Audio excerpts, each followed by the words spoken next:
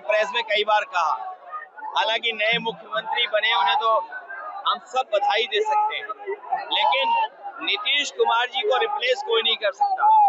नीतीश कुमार जी की एक छवि अलग थी, आम लोगों के प्रति, और पिछड़े, अति पिछड़े, दलित और महादलित और तमाम समाज के लोगों के बीच में उनकी एक अलग छवि थी। उन्होंने बिहार में बहुत काम किया, और जब इंडिया गठबंधन बनने की बात आई तो मुझे याद है कि इंडिया गठबंधन के सभी लोग और खासकर हम समाजवादी लोग इस उम्मीद में थे कि वो हमारे साथ रह करके देश के एक प्रधानमंत्री बनेंगे।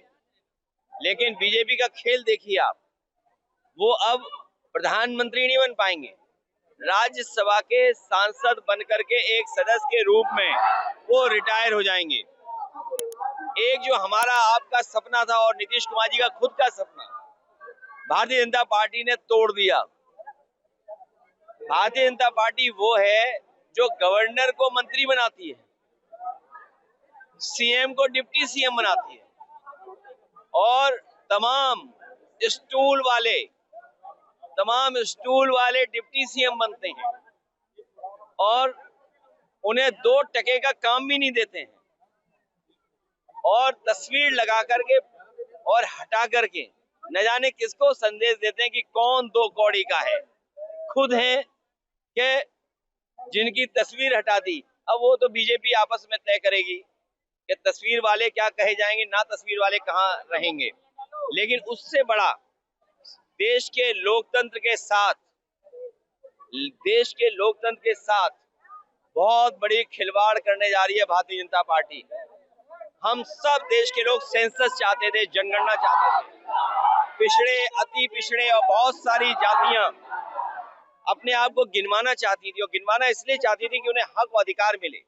आज बाबा साहब भीमराव अम्बेडकर जी जो हम याद कर रहे हैं, उनके दिए हुए संविधान जो हमारा फाउंडेशन है, वो विधान है जो हमारी नींव बनता है, जो हमारी संजीवनी है, जो हमें समय समय पर हक सम्मान की बात कराता है।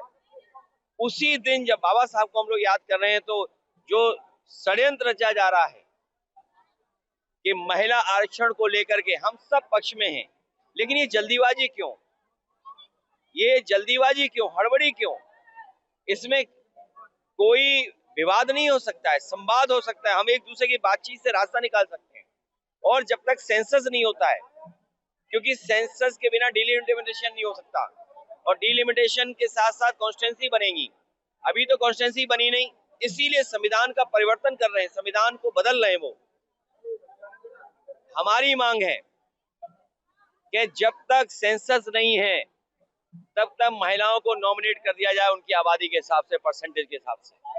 जब एमएलसी बनते हैं, राज्यसभा बनते हैं, प्रोपोर्शनल रिप्रेजेंटेशन हो सकता है, उनका रिप्रेजेंटेशन कराने के लिए और कोई दूसरी व्यवस्था भी हो सकती है। तो व्यवस्था बनानी चाहिए, सेंसस, डिलिमिटेशन, फिर आरक्षण।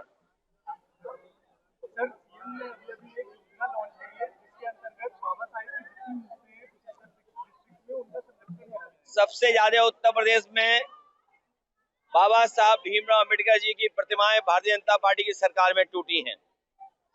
पूरा हिसाब किताब लगाओगे, बड़े पैमाने पे प्रतिमाएं टूटी हैं। तोड़ने वाले ही प्रतिमाओं पे छतरी लगा रहे हैं, और छतरी इसलिए लगा रहे हैं कि चुनाव में बच जाएं। लेकिन हमारे बाबा साहब भीमराव अम्बेडकर जी के रास्ते पे चलने वाले लोग, डॉक्टर राम मनोहर लोहिया के रास्ते पे चलने वाले लोग, नेताजी का संघर्ष के साथ देने वाले लोग और पीडीए के लोग सामाजिक न्याय के राज की स्थापना करेंगे। उसके लिए चाहे साल लगे चाहे सदी, हम लोग आगे बढ़कर के काम करेंगे।